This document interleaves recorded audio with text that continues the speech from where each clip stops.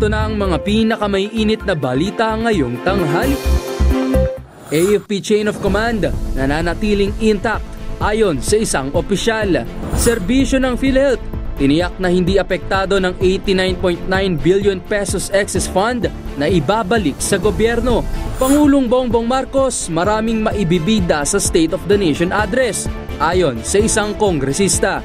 Sa MBC TV correspondents, ilang lugar sa Davao City binaha, mga residente at motorista apektado. Sa MBC TV Sports, May Venus at Wise balik MPL Philippines sa ilalim ng bagong team na Aurora Esports. At sa Showbiz Spotted, Metro Manila Film Festival inilabas na ang kanilang first 5 official entries ngayong taon.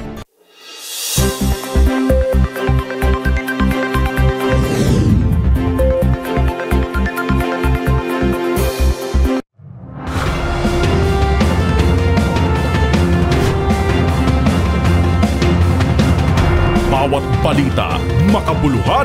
Bawat kwento, makapangyarihan. Boses ng Pilipino para sa Pilipino. Live mula sa MBC TV Studio. MBC TV Network News.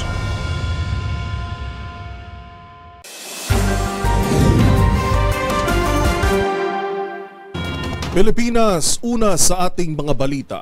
Tiniyak ni Philippine Navy spokesperson for the West Philippine Sea, Rear Admiral Roy Vincent Trinidad, na intact ang chain of command sa loob ng Armed Forces of the Philippines. Ito'y matapos kumalat ang umano'y fake news na may problema umanong namumuo sa pagitan ng AFP at Department of National Defense kaugnay ng tensyon sa Ayungin Shoal. Ang mga detalye ihahatid ni Edniel Parosa. Mananatiling buo ang chain of command ng Sandatahang Lakas ng Pilipinas hanggang sa kagawaran ng tanggulang pambansa. Yan ang iginiit ni Philippine Navy spokesperson for the West Philippine Sea, Rear Admiral Roy Vincent Trinidad, sa harap ng umano'y fake news na ilang sundalo ang dismayado sa diskarte ng Secretary of National Defense pagdating sa Ayungin Shoal. Sa ambush interview sa Villamor Air Base, sinabi ni Trinidad na maayos ang relasyon ng mga tauhan ng AFP sa DND, kaya dapat mag-ingat ang publiko sa pagkonsumo ng mga naratibo. Ginawa ng opisyal ang pahayag matapos ang marahas at ilegal na pagharang ng China Coast Guard sa resupply mission sa BRP Sierra Madre, kung saan isang sundalong Pinoy ang naputulan ng daliri. The chain of command is intact. We have very good and robust working relationships with higher headquarters, especially the Department of National Defense. Samantala, sinabi ni Trinidad na wala pang isinasagawang panibagong RORE ang Western Command mula na mangyari ang nabanggit na insidente nitong Hunyo 17. Nananatili pa rin naman umanong mataas ang moral ng mga sundalo, patunay umano ang pagdami ng mga gustong pumoste sa BRP Sierra Madre. Para sa MBC TV and Network News, ito si Edniel Parosa. Una sa Pilipinas, una sa Pilipino.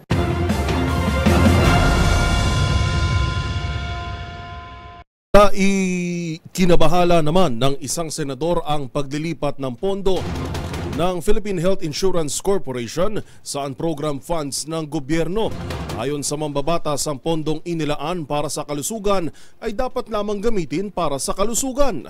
Narito ang report ni Raymond Dadpaas. Pumalag si Senador J.B. Ejercito sa pagdilipat sa reserve funds ng PhilHealth o Philippine Health Insurance Corporation saan program funds ng pamahalaang nasyonal.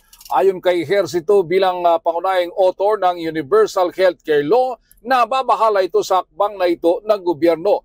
Naniniwala ang senador na ang pondo para sa kalusugan ay dapat gamitin lamang para sa kalusugan. Naintindihan umano nito na nangangailangan ng pondo ang ibang programa ng gobyerno, ngunit ang pagtupad sa naisin ng Universal Healthcare Law ay dapat gawing prioridad. Giit ni Ejercito, dapat ay unahin ang pagpapataas sa kalidad ng benepisyo at pagpapababa ng binabayarang kontribusyon ng ating mga mamamayan sa PhilHealth. Una na'y tiniulat na inaprobahan na ng PhilHealth Board ang paglilipat sa 20 billion pesos mula sa reserve fund ng ahensya patungo sa national government. Maliban sa PhilHealth ay nag-remit din ng 30 billion pesos sa national government ang Philippine Deposit Insurance Corporation o PDIC. Para sa MBC TV Network News, ito si Raymond Dadpaas, Una sa Pilipinas, una sa Pilipino.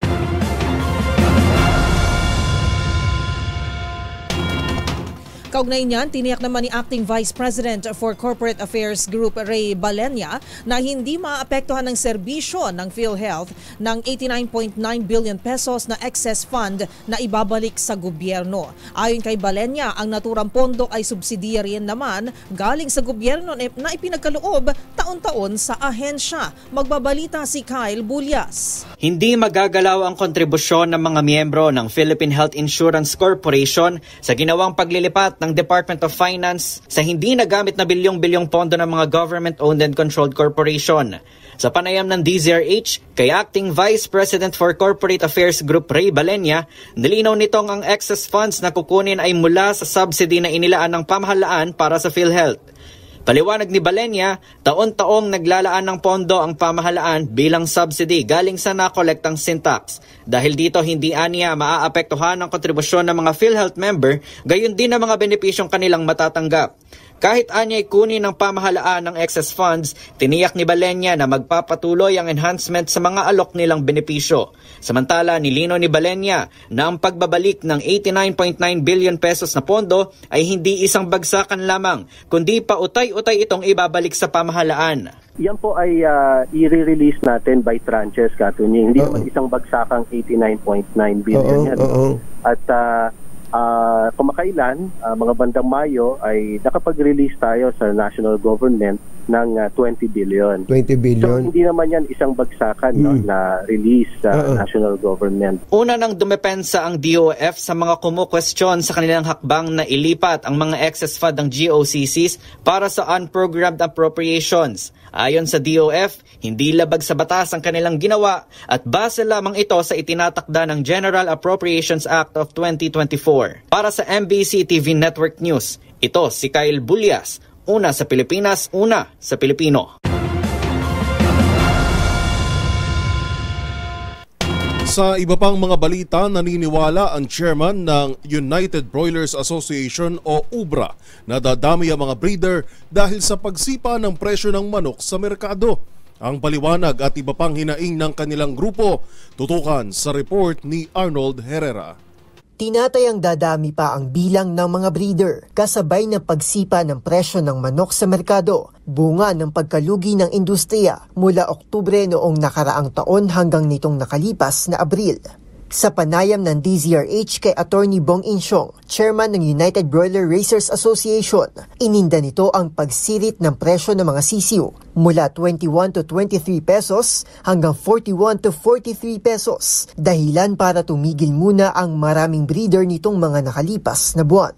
Ayon kay Insyong, maliban sa mahirap mag-alaga ng manok tuwing second at third quarter ng taon dahil sa matinding alinsangan, ay sinabayan pa ito ng El Nino. Kung gagamitan naman daw ito ng climate control, ay mas mapapamahal naman ang cost of production.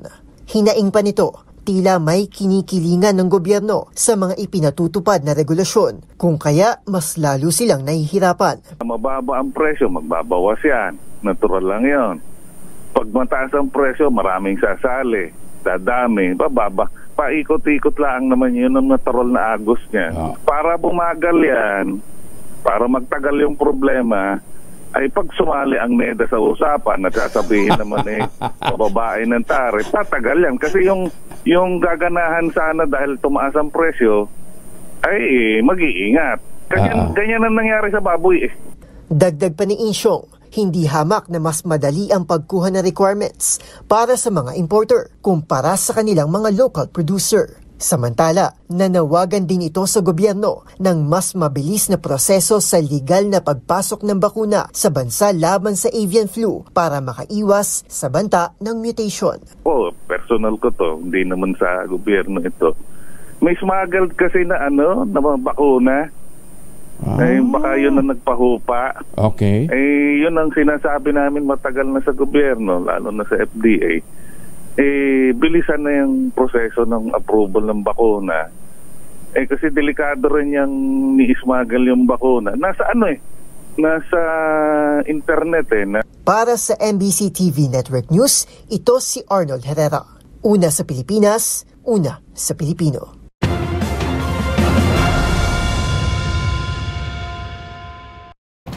Positibo naman ang International Monetary Fund o IMF na magiging fastest growing economy ang Pilipinas sa Southeast Asia. Sa pagtaya ng IMF, posibleng malampasan ng bansa ang ilang bansa tulad ng China, Indonesia at Malaysia pagdating sa paglago ng projected gross domestic product. Ang mga detalye alamin sa ulat ni Nicole Lopez. Inaasahan na ang Pilipinas ang magiging fastest growing economy sa Timog Silangang Asya at pangalawa sa pinakamabilis sa Asya sa susunod na 2 taon. Batay sa World Economic Outlook na inilabas ng International Monetary Fund, napanatili nito ang 6% gross domestic product growth forecast nila para sa Pilipinas ngayong 2024. Kung maisa sa katuparan ito, ang ekonomiya ng Pilipinas ang magiging pinakamabilis sa lahat ng ASEAN members at pangalawa sa ilang ekonomiya sa Asia, sunod sa 7% ng India. Sa tansya ng IMF, mauungusan na ng Pilipinas ang China at Indonesia na kapwa may projected GDP growth na 5%, Malaysia na 4.4%, Kazakhstan na 3.5% at Iran na 3.3% ngayong taon. Kung titingnan ang datos sa 2025, nakikita naman ng IMF na lalagaw ang ekonomiya ng Pilipinas sa 6.2% na siyang magiging pinakamabilis pa rin sa ASEAN sunod taon. Sabi ng IMF, itinuring nilang main engine ang mga lumalakas na ekonomiya ng Asya na makapag-aambag sa global economy. Para sa MBC TV Network News, ito si Nicole Lopez, una sa Pilipinas, una sa Pilipino.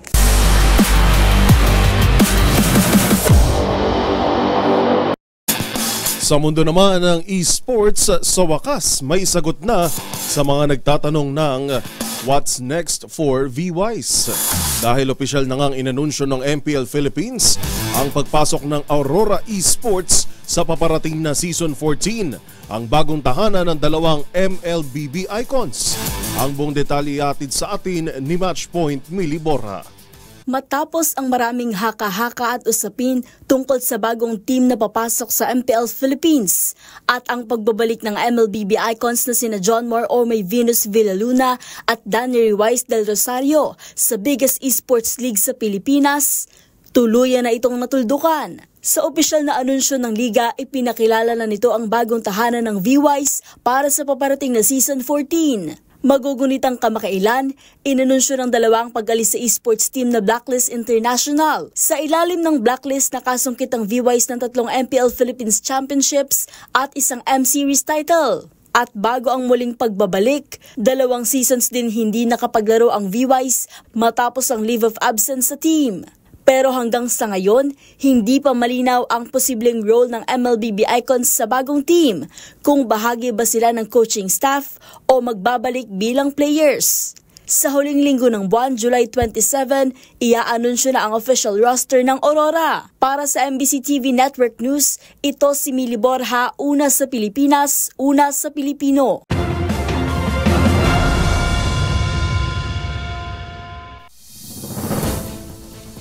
Narito ang mga balitang dapat ninyong abangan. Pangulong Bongbong Marcos, maraming maibibida sa SONA ayon sa isang kongresista. 35 pesos sa dagdag sa minimum wage sa National Capital Region umarangkada na.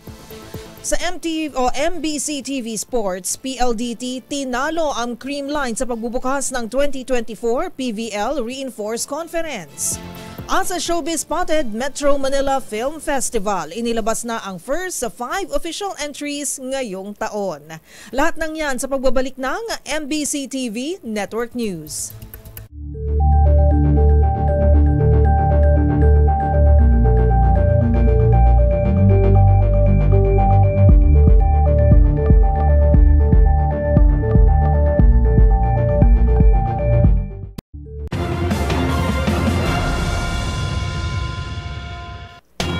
Sinisilip ng pulisya ang anggulong paghihiganti sa hotel management bilang posibleng motibo ng sospek sa pagpatay sa isang Australian national at 2 iba pa sa Tagaytay City. Ito'y matapos sumuko sa mga otoridad ang isang dating empleyado ng hotel na sinibak matapos madawit sa kaso ng pagnanakaw. Magbabalik si Edniel Parosa. Paghihiganti sa management ng Lake Hotel ang motibo ng sumukong suspect sa pagpaslang sa isang Australian national at 2 iba pa sa Tagaytay City. Ito ang lumalabas sa investigasyon ng Cavite Provincial Police Office kasunod ng mismong pagsuko ng sinasabing sila ring kinilala lamang sa alias na Ronel, dating empleyado ng hotel kung saan nakitang wala ng buhay ang nakagapos pang mga biktima. Ayon sa otoridad, sinibakang 33 anyos na dating pool attendant makaraang masangkot sa umunay pagdanakaw pero hindi pa rin malinaw sa report kung paano nakapasok ang suspect sa hotel para gawin ang krimeng unang hininalang dahil sa pagdanakaw. Hawak na ng Tagaytay Police si Ronel na unang sumuko sa Tuy, Batangas kaninang madaling araw bago iturn over ni Mayor Jay Serrado kay Mayor Bumble Tolentino ng Tagaytay. Pinuri naman ni Calabarzon Police Director, Police Brigadier General Paul Kenneth Lucas ang binong Special Investigation Task Group na una na umunang nakilala at natuntun ang pinagtataguan ng suspect bago pa ito sumuko. Idilipad sa Australia ang 11 lalaking biktima habang dito naman sa Pilipinas ililibing ang bangkay ng Filipinang partner nito at kanyang daughter-in-law. Para sa MBC TV Network News, ito si Edniel Parrosa, una sa Pilipinas, una sa Pilipino.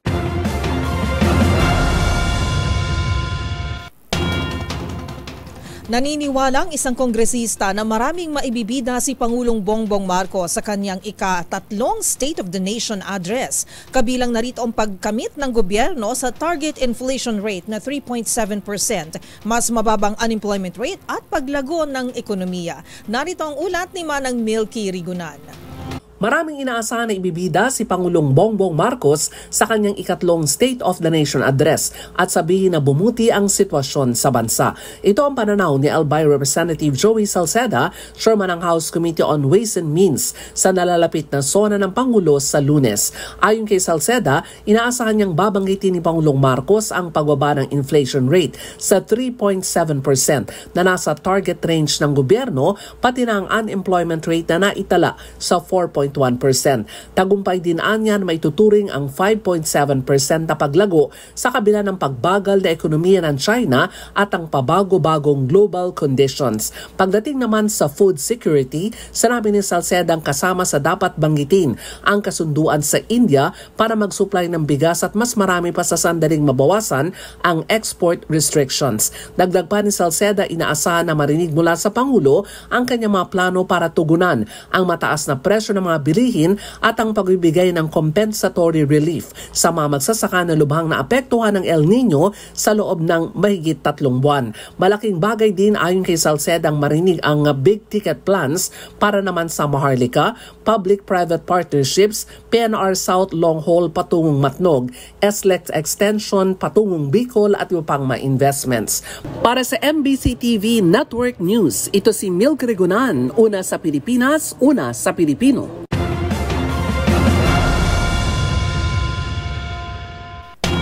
Samantala, tiniyak naman ni Pangulong Ferdinand Marcos Jr. ang agarang rehabilitasyon ng mga komunidad sa Bangsamoro Autonomous Region. Kasunod ito ng matinding pinsalang idinulot ng mga pagulan at flash floods sa malaking bahagi ng Visayas at Mindanao. Ang buong detalye ibabalita ni Lef Narciso. Tiniyak ni Pangulong Ferdinand Marcos Jr. ang agarang rehabilitasyon ng mga komunidad na naapektuhan ng pagbaha sa BARM at ilan pang parte ng Mindanao. Ayon sa Pangulo, nagsasagawa na ng assessment ang kaukulang mga ahensya sa lawak ng pinsalang iniwan ng flash flood. Partikular na tinitingnan ang mga nasirang infrastruktura, gayon din ang pinsala sa sektor ng agrikultura. Nagbigay din ng direktiba si Pangulong Marcos na ipagpatuloy lang ang pagtugon sa pangangailangan ng mga apektadong pamilya. Una nang nagtungo sa Cotabato City, sina Special Assistant to the President Antonio Lagdameo Jr. at DSWD Secretary Rex Gatchalian kung saan pinangunahan ng mga ito ang situation briefing at paghahatid ng tulong. Batay sa ulat ng DSWD, nasa 27 million pesos na halaga ng tulong ang naipaabot na ng pamahalaan sa mga pamilyang apektado ng matinding pag-ulan, flash floods at landslides sa mga rehiyon sa Mindanao at maging sa Visayas. Tinaya nga abot sa higit 50,000 pamilya o halos 230,000 individual ang apektado. Para sa MBC TV Network News, ito si Let Narciso, una sa Pilipinas, una sa Pilipino.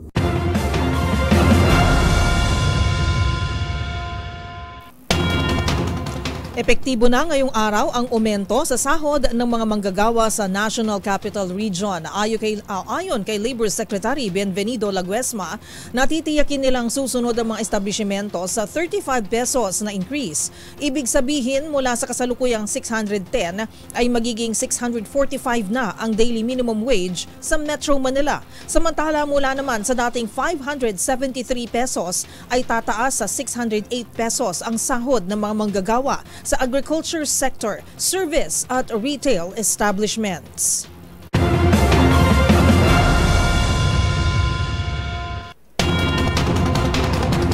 Kinasuhan naman ng 2 pulis Maynila sa isa na namang insidente ng road rage sa lungsod ng Valenzuela.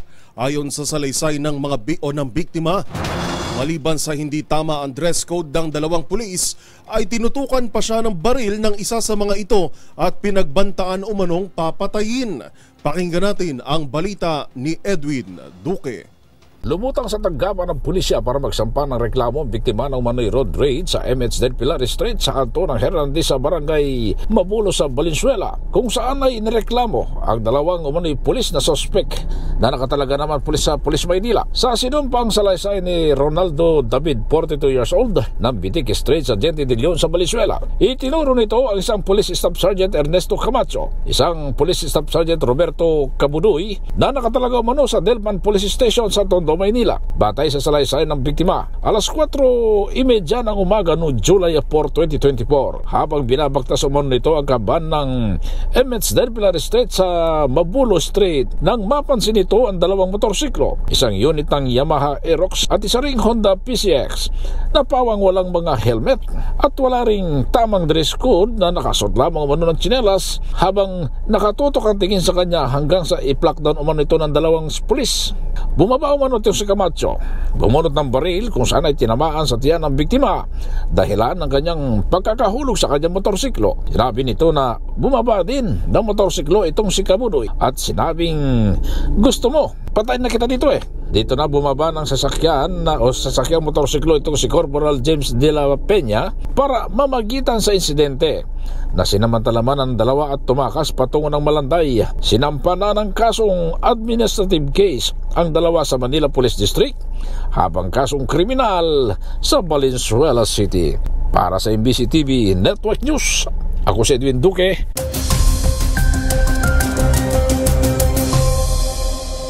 Magandang tanghali, Pilipinas. Makakaranas ng maulap na kalangitan at kalat-kalat na pag-ulan ng halos buong kapuluan dahil sa bugso ng hanging habagat mula sa kanluran at low pressure area naman mula sa silangan.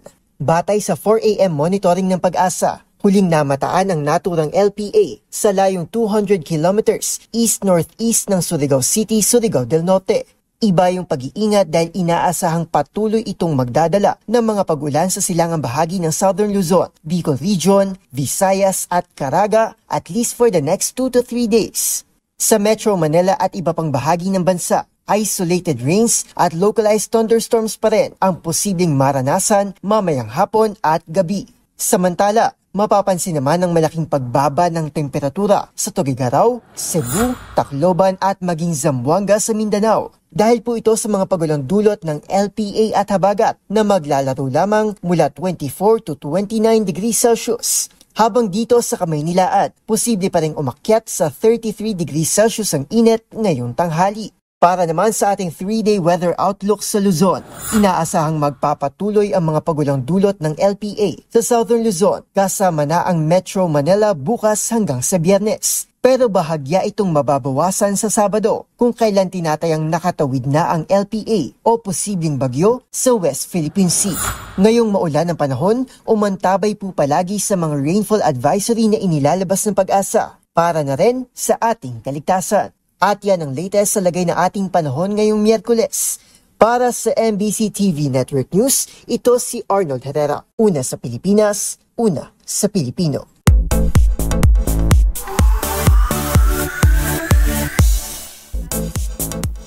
Higit 5 buwan na lang at masisilayan na sa big screen ang mga pelikulang kalahok sa 50th edition ng Metro Manila Film Festival. Ang first 5 official entries para sa taong ito alamin sa report ng ating Showbiz Angel. Inilabas na ang initial lineup para sa ika-50 edisyon ng Metro Manila Film Festival. Ang first 5 official entries para sa taong ito, kinabibilangan ang balik MMFF na si Vice Ganda para sa And the Breadwinner Is, kasama si Eugene Domingo. Magsasama naman sa action drama na The Kingdom, sina Vic Soto at Piolo Pascual. Ito ang pagbabalik ni Bossing sa MMFF matapos ang 5 taon. Dennis Trillo at Sofia Pablo naman ang bibida sa Green Bones, kung saan kabilang sa mga screenwriter ang national artist na si Ricky Lee. Magtatakutan naman sina Enrique Hill, Jane De Leon, Alexa Miro at MJ Lastimosa sa Strange Frequencies Haunted Hospital. Habang crossover naman from stage to big screen ang mga singer na sina Between Escalante at Aisel Santos para sa Himala, isang musikal. Maynila ang host city para sa Golden Edition ng taunang Film Fest. Sa October 15, nakatakdang ilabas ang iba pang pelikulang pasok sa MMFF. Ang Metro Manila Film Festival 2023 ang may hawak ng titulo bilang highest grossing edition of all time matapos tumabo sa takilya ng mahigit 1 bilyong piso.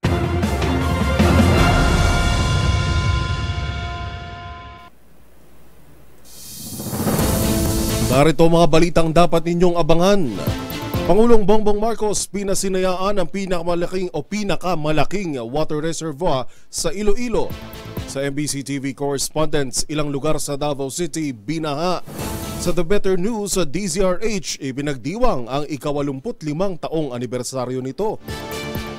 Sa experts' opinion, emoji ginagamit upang pagtakpan ang tunay na emosyon. Sa MBC TV Sports, PLDT tinalo ang Green Line sa pagbubukas ng 2024 PVL Reinforced Conference. At sa Showbiz Spotted, hiwalayang John Estrada at Priscilla Merilles, hindi mutual agreement ayon sa isang Brazilian model. Lahat ng yan sa pagbabalik ng MBC TV Network News.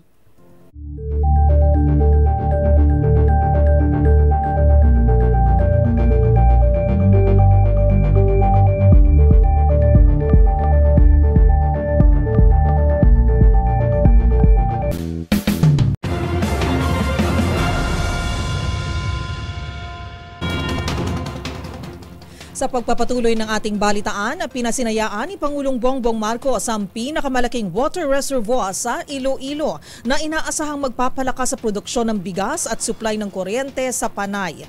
Ayon pa sa Pangulo, simula pa lang ito ng plano ng administrasyon para sa pagpapaunlad ng water resources sa bansa. Ang mga detalye tutukan sa report ni Rose Babiera. Pinasinayaan ni Pangulong Bongbong Marcos ang Halaur River Multipurpose Project sa Iloilo na itinuturing na pinakamalakas na water reservoir sa rehiyon ng Visayas at Mindanao. Sa kanyang talumpati, sinabi ng Pangulo na nasa 25,000 magsasaka ang inaasahang makikinabang sa proyektong ito. Dala ang mas pinaunlad na sistema ng irigasyon na italang magpapatas ito ng produksyon ng bigas sa Western Visayas sa antas na 160 metrikong tonelada. Halos 20% ito ng taunang rice requirement ng rehiyon. Dagdag pa rito, 86 milyong litro ng tubig mula sa dam ang inaasahang tutugon sa water requirements ng Iloilo at mga kalapit nitong munisipalidad. Gayon din ang 6.6 megawatts na hydroelectric power na ma-generate nito na magpapalakas ng supply ng kuryente para sa mga residente ng isla ng Panay. Pagdidiin ng Pangulo, ang proyektong ito ay simula pa lamang ng plano ng administrasyon tungo sa patuloy na pagpapaunlad ng water resources sa bansa. Sa kanyang pagtatapos, hindi nakalimot ang Pangulo sa pagpapasalamat sa mga magsasaka at nangakong patuloy ang pagtupad ng mga proyekto sa ilalim ng bagong Pilipinas upang mas mapabuti ang kanilang kalagayan at mas mapaunlad ang kanilang hanap buhay. Hindi ko rin maaaring kalimutan ang mga magsasaka na araw-araw ay nagsisikap upang magbigay ng pagkain sa buong sambayanan. Hindi kami titigil sa pagpapatupad ng mga proyekto at programa na tutugon sa inyong mga pangangailangan at mapagaan sa inyong buhay.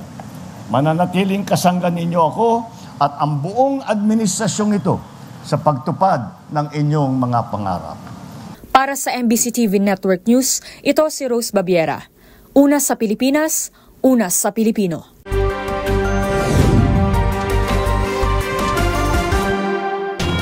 Samantala, apektado naman ang maraming mga motorista at residente matapos bahain ang ilang lugar sa Davao City. Yan at ang iba pang mga rumarapidong balita mula sa probinsya, hatid ng iba't ibang istasyon sa ilalim ng MBC Media Group.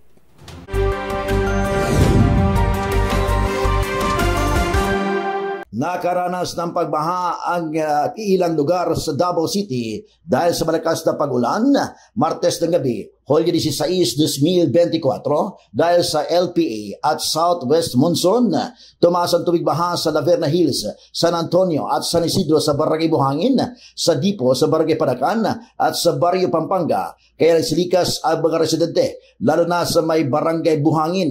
Dahil sa pagtaas ng tubig baha, maraming sasakyan din ang tumirik sa daan dahil pinilit nilang tumawid, habang ibang motorista naman hinintay ang paghupa ng tubig baha. Habang lumikha ng matinding traffic sa mga lugar na apektado sa baha, lalo na ang Barangay Buhangin at Panagan. Sa sabing pangyayari, wala namang casualties ang nai-report. Para sa MBC TV Network News, ito si Jun Suter. Una sa Pilipinas, una sa Pilipino. Sinunog ng 8 katao ang isang bahay sa Purok Himpod, Barangay Minuyan, bayan ng Murcia, Negros Occidental. Ayon kay Police Major Sherwin Fernandez, hepe ng Murcia PNP, malayo ang lugar kung saan nangyari ang panununog. Dagdag pa ni Fernandez, walang tao ang bahay nang nangyari ang pagsunog ng 8 katao sa pagitan ng gasolina bago sinindihan ng mga sospek. Tiniting ng anggulo, away sa lupa ang pangunahing motibo sa nasabing krimen at walang tao sa nasabing bahay dumulog sa police station upang i-report ang konflikto sa lupa. Para sa MBC TV Network News, ito si Rex Cantong, una sa Pilipinas, una sa Pilipino. Balita mula sa lalawigan ng Benguet. Sa patuloy na anti-drug operation ng Benguet PNP, tinatayang 1.2 milyong pisong halaga ng tanim na marijuana ang winasak ng mga operatiba sa ikinasang marijuana eradication operation sa Manggaan, Cayapa, Bacon, Benguet. Ayon kay Police Colonel Joseph Bayongasan, Provincial Director ng Benguet Provincial Police Office, naging matagumpay ang operasyon na pinagsanib na puwersa ng Bacon Municipal Police Station, katuwang ang Provincial Drug Enforcement, Provincial Intelligence Unit ng Benguet PNP, Regional Intelligence Unit at Philippine Drug Enforcement Agency. Ang operasyon ay nagresulta sa pagkakadiskubre na isang plantasyon na marijuana na tinamna ng humigit kumulang 6,000 piraso ng marijuana na nagkakalaga na 1.2 milyong piso. Bagaman walang nahuling cultivator, lahat ng mga binunot na fully grown marijuana plants ay naidokumento at winasak sa mismong lugar ng operasyon. Para sa MBC TV Network News, ito si Romy Gonzalez, una sa Pilipinas, una sa Pilipino. Naging matagumpay ang sinagawang Marian Prayer Voyage sa West Philippine Sea, sakop ng Infanta, Pangasinan, kung saan ang mga mangingisda at daandang kasapi ng simbahang Katoliko ay nakiisa sa Marian Prayer Voyage. Pinangunahan ito ni Archdiocese Lingayen Dagupan at Bishop Socrates Villegas na nagsimula sa Barangay Cato Infanta, umikot sa laot na may layong higit 20 milya ang prayer voyage upang isulong ang mapayapang pagresolba sa usaping agawan ng teritoryo sa West Philippine Sea, upang ang ating mga mangingisdang Pilipino ay maging malaya sa kanilang paghahanap buhay sa ating sariling karagatan. Para sa MBC TV Network News, ito si Freddy Fajardo, una sa Pilipinas, una sa Pilipino.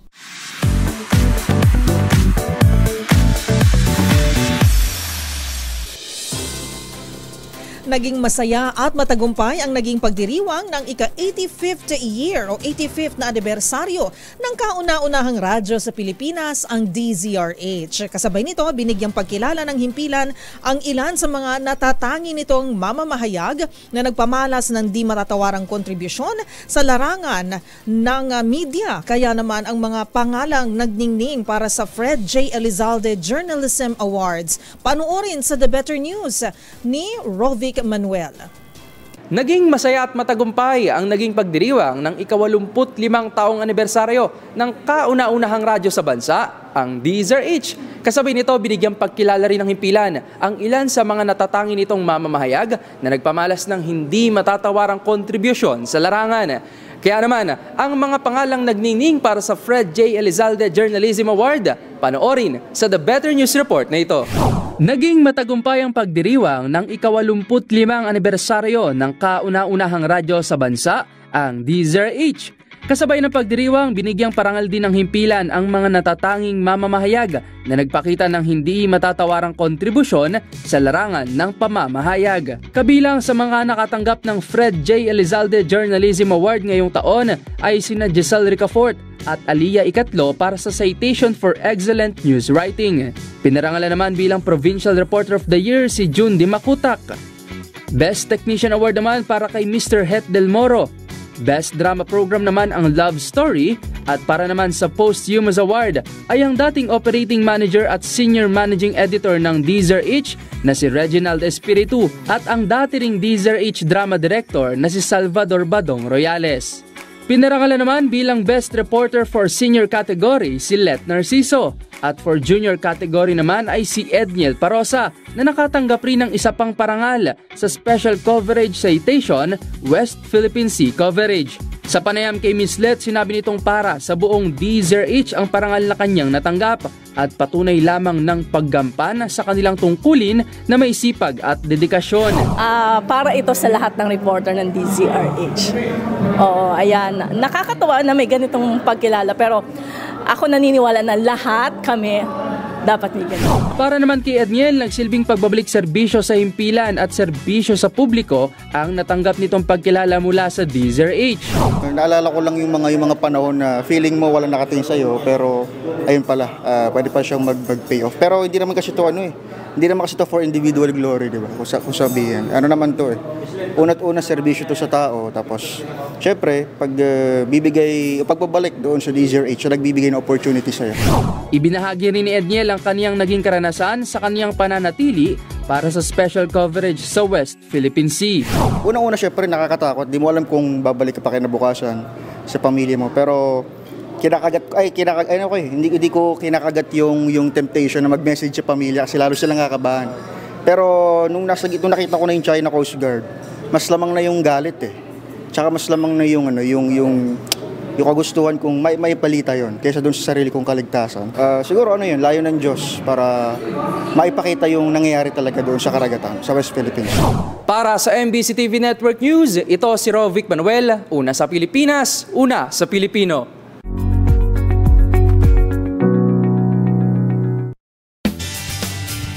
Unang-una ating pagbati sa ating mga kasamahan na nagdiwang din kasabay ng ating 85th anniversary Miss Kay tumanggap ng gantimpala at pagkilala.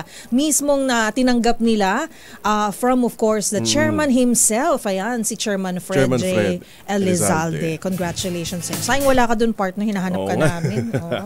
At ito na nga partner, may kilala ka bang mahilig gumamit ng mga emoji kapag nakikipag-chat o isa ka rin sa mga nakasanayan na ang paggamit nito? Alam mo ba ang paggamit pala ng emojis ay ginagamit rin upang pagtakpan ang tunay na emosyon ng isang taong nagsisend nito? Ang paliwanag ng mga eksperto alamin sa Experts Opinion Report na ito. Emoji, ginagamit rin upang pagtakpan ang tunay na emosyon ayon sa pag-aaral. Bahagi na ng chat culture o online messaging convention ang paggamit ng emojis, kadalasan mas kilala sa tawag na smiley. Ito ay mga pictogram na nagpapakita ng iba't ibang emosyon. Ginagamit ito para bigyang mukha at bigyang diin ang pagtawa, pag-iyak, pagngiti o pagsimangot na hindi na ipapabatid ng text lamang. Minsan pa nga ang mga emoji ay stand-alone reaction na hindi mo na kailangan mag-type pa ng mensahe dahil sa pagsasend lamang ng emoji na ipababatid mo na ang emosyon na nais mong iparating. Kaya lamang dahil sa kakayanan nitong magparating ng mga extreme emotions sa chat, may kakayanan din itong pagtakpan ang totoong nararamdaman ng isang taong nagsisend nito. Ayon yan sa pag-aaral ng isang emotional behavior expert mula sa University of Tokyo. Sinuri nito ang texting habit ng mga edad 11 to 26 years old at napag-alaman na kadalasan gumagamit ang mga ito ng mga happy o smiley emoji para itago ang galit o pagkadismaya para maging mas positibo ang mensahe na ipinapadala o sinasabi ng mga ito. Mapapansin din ang mga ganitong practice kapag ang kausap daw nila ay mga taong nasa mataas na social status, nakatatanda o yung mga nasa group chat. Mas tapat o hayag naman ang kanilang emosyon na naipababatid kapag one-on-one chat. Nakita rin sa pag-aaral na ang mga nagtatago ng emosyon sa pamamagitan ng emoji ay yung mga hirap ding magpahayag ng sarili nilang damdamin sa online chat o sa personal. Kaya naman sa susunod na may kausap ka na mahilig gumamit ng emoji o smiley, subukan pa rin nating mga musta kung kailangan ba nila ng taong makakausap at makukwentuhan kung kailangan.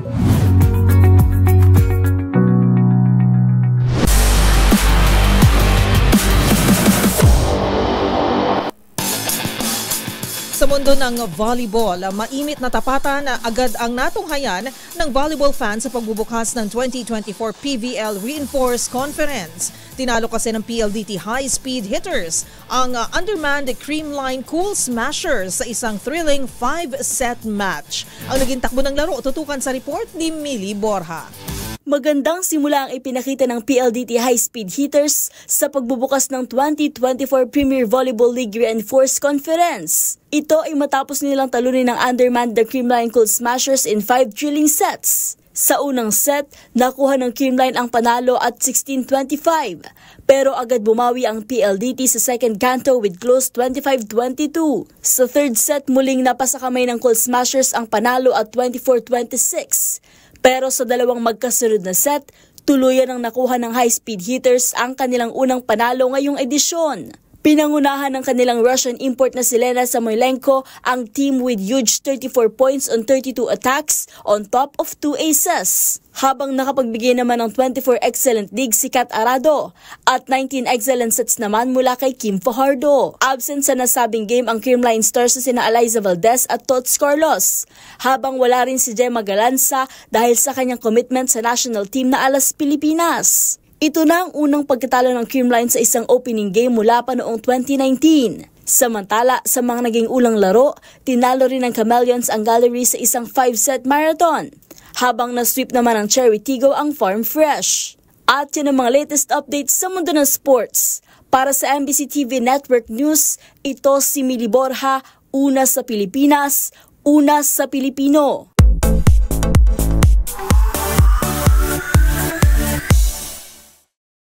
Mainit naman na pinag-uusapan sa social media ang hiwalayang mag-asawang John Estrada at Priscilla Merilles.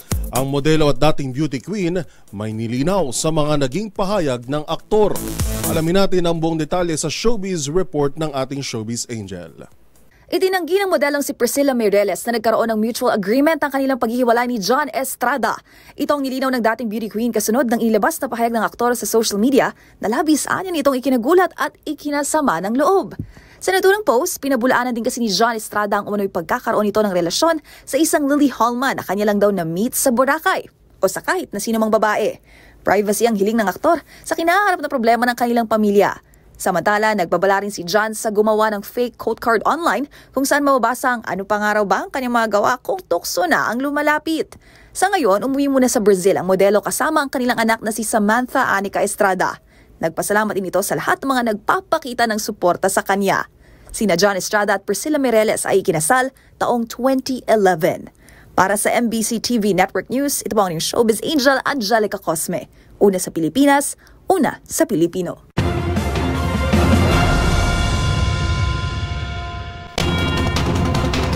At yan na po ang mga balitang aming nakalap ngayong araw ng Miyerkules. Ito si Yuel Reyes. At ito naman po si Karen Oyong. Magkita-kita tayong muli bukas, araw ng Huwebes, para sa mga balitang makabuluhan, mga kwentong makapangyarihan. Hatid ang boses ng Pilipino para sa Pilipino. Ito ang MBC TV Network News. Una sa Pilipinas, una sa Pilipino.